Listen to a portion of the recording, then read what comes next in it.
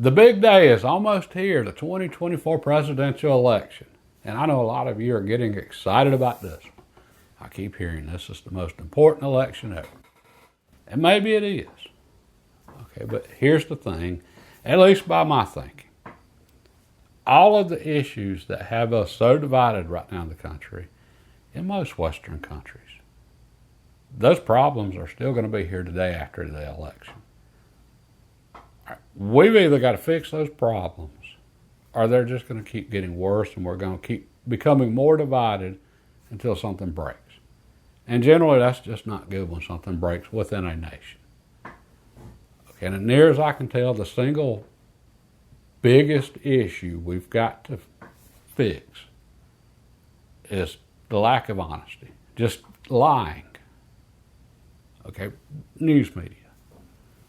Right now, we get our news from different sources, and basically it's either establishment media if you're on the left, or alternative media if you're on the right. And when I say alternative, individuals and organizations on YouTube, on X, not mainstream, not traditional. Okay, we're getting different versions of the same events. Okay, that's a problem.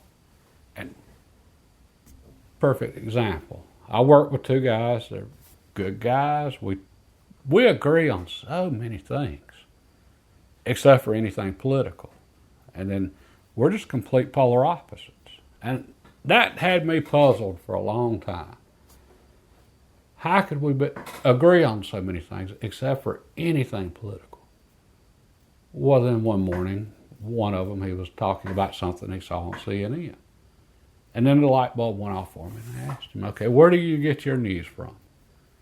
And he named the usual establishment suspects, NBC, NPR, CNN, MSNBC.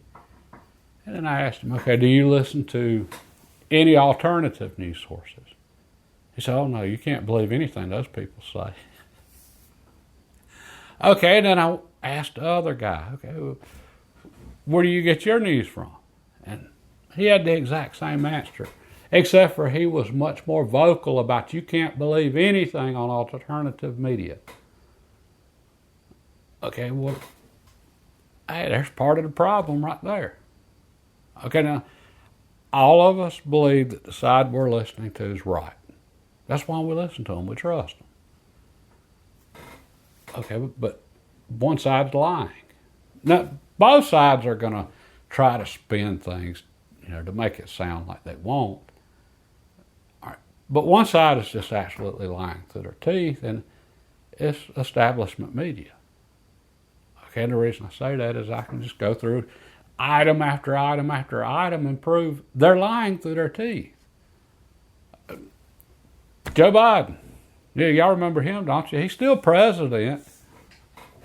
Did you, if you're on the left, if you voted for Joe Biden, 2019, did you know he had dementia before you voted for him?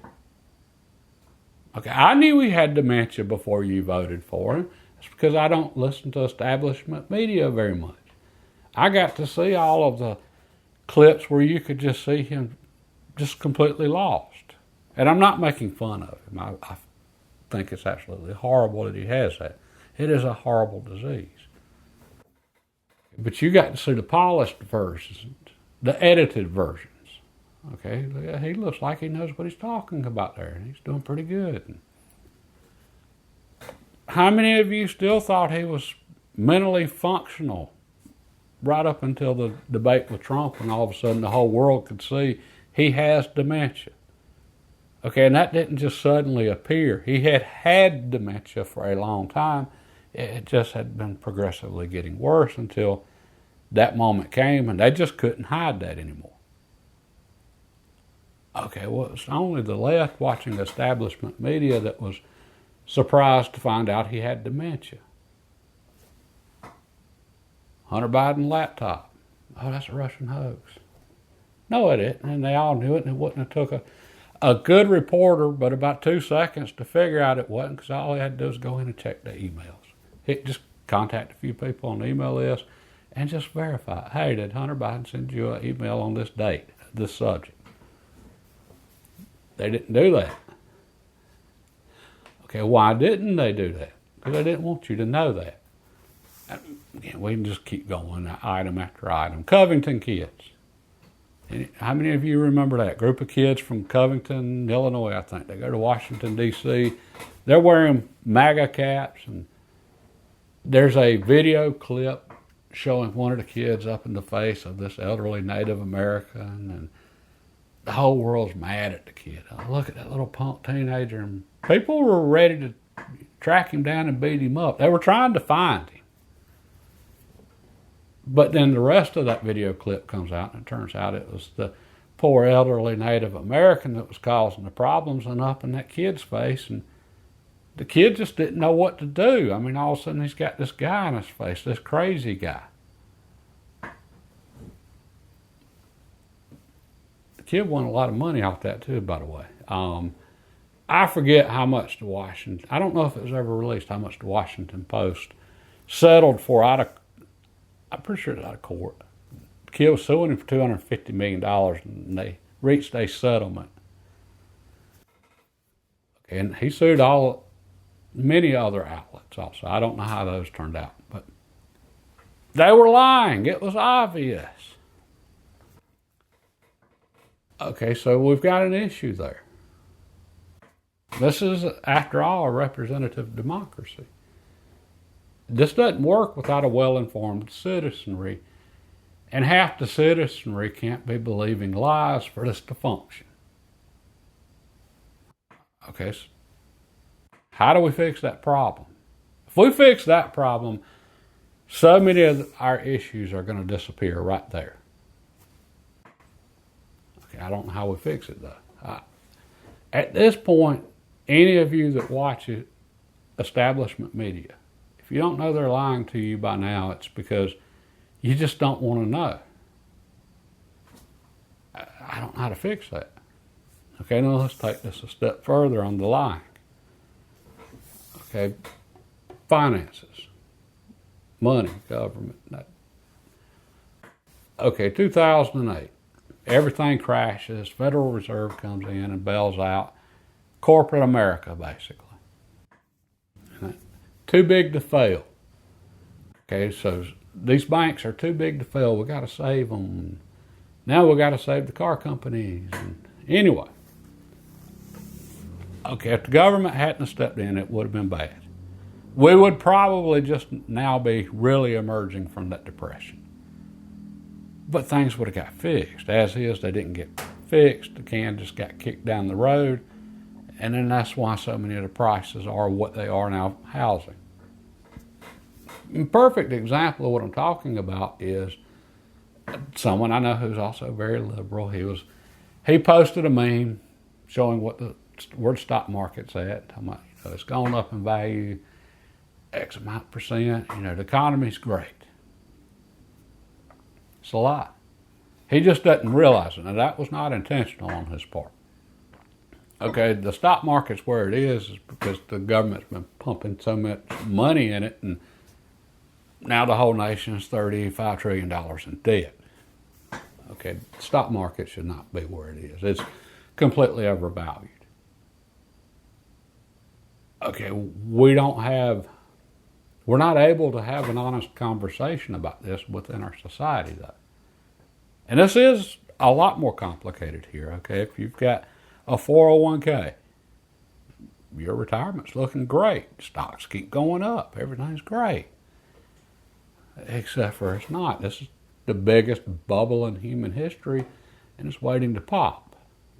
The valuations, what the companies actually earn in revenue versus where their stock's at. Their stocks are completely overvalued, horribly overpriced. Don't forget, when you buy stocks, it's not going to Vegas and playing a slot machine. You're buying ownership in a company. Okay, well, if you're going to buy a company, let's say you're going to buy a company and they want $10 million for the company, but it only makes $100,000 a year. Are you going to buy that company if you had the money? Okay, that sounds like a pretty terrible investment, $10 million for a company that only makes $100,000 a year. Okay, so how much the company earns versus how much it's worth is important. Okay, well, our companies on the stock market, they're not earning anything anywhere near what they're valued at with the price of their stocks right now. That's going to be corrected one day, and it's going to hurt when it does. But okay, we got to have an honest conversation about that. All right, now, if you're retired and you've still got a lot of money in stocks, you're happy with the situation. But what about your kids and grandkids trying to buy a house? That's why houses are the price they are. Okay, there was a lot of inflation since 2008.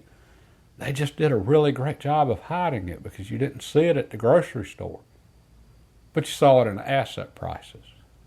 Okay, look at the price of gold since then. Okay, you're seeing inflation at work. Again, price of housing. We can go through the list. We're not having an honest conversation about this. All right, and a lot of young people are getting screwed over as a result. Okay, so honesty in markets, that just kind of went out the window. Wages. All right, that's something, the Democrats used to care about the working class, and then that just went away with Bill Clinton. But wages, a big reason that wages have actually been decreasing. When adjusted for inflation, wages have been horrible since 1980. Okay, but here we are letting all of these illegals come into the country. That's just driving wages down even further for the working class. Does anybody want to have that conversation? Okay, so honesty, that's the problem. And at least with the financial